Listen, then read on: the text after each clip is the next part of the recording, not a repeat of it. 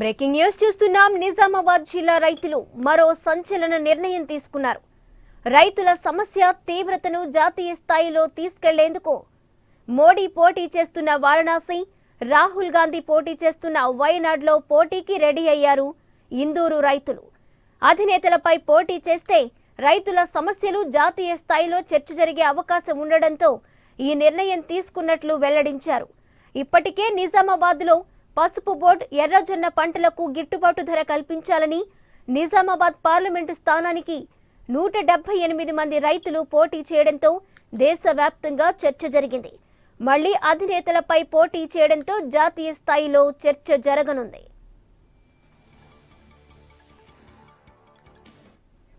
ఇదే అంశానికి సంబంధించి పూర్తి డీటెయిల్స్ మా ప్రతినిధి భూపతి అందిస్తారు. Bhupathi, good morning Swathi. నిజామాబాద్ జిల్లా రైతులు మరోసారి పోరుబాటుకు సిద్ధమవుతున్నారు. ముఖ్యంగా ఇప్పటికే నిజామాబాద్ పార్లమెంటు స్థానానికి 178 మంది రైతులు పోటీ చేసి ఒక సంచలనంగా మారిన సంగతి తెలిసింది. ఈ నేపథ్యంలో మరోసారి దేశ ప్రధానిగా ఉన్న నరేంద్ర మోడీ, అదే ప్రాతినిధ్యం వహిస్తున్న వారణాసితో పాటు అదేవిధంగా కాంగ్రెస్ అధినేత రాహుల్ గాంధీ పోటీ చేయబోతున్న కేరళలోని వాయనాడు పార్లమెంటు స్థానంలో రైతులు పోటీ చేయడానికి సన్నద్ధమవుతున్నారు. ఈ నేపథ్యంలో వారు ఏర్పాట్లు కూడా చేస్తున్న పరిస్థితి నెలకొంది. దేశ స్థాయిలో తమ సమస్యను, రైతాంగ సమస్యను మరోసారి తెలియజెప్పేందుకే ఈ నిర్ణయం తీసుకున్నట్లు రైతులు స్పష్టం చేస్తున్న పరిస్థితి నెలకొంది.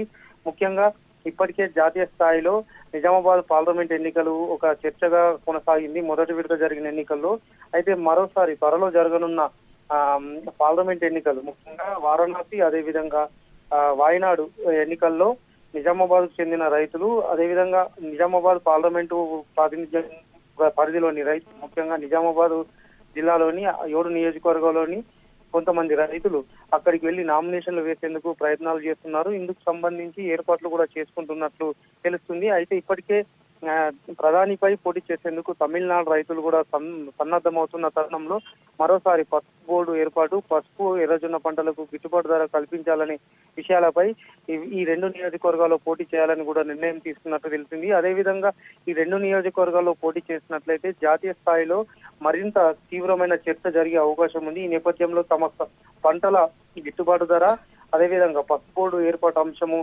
జాతీయ స్థాయిలో ఒక చర్చ జరుగుతుంది. ఈ నేపథ్యంలో తమ సమస్య తొందరగా పరిష్కారం అయ్యే పరిస్థితి ఉంటుందని కూడా రైతులు భావిస్తున్న నేపథ్యంలో మోదీ, రాహుల్ నియోజకవర్గాల్లో నామినేషన్ వేసేందుకు రైతులు సమావేశమవుతున్న పరిస్థితి నెలకొంది. Right Bhupathi, thank you.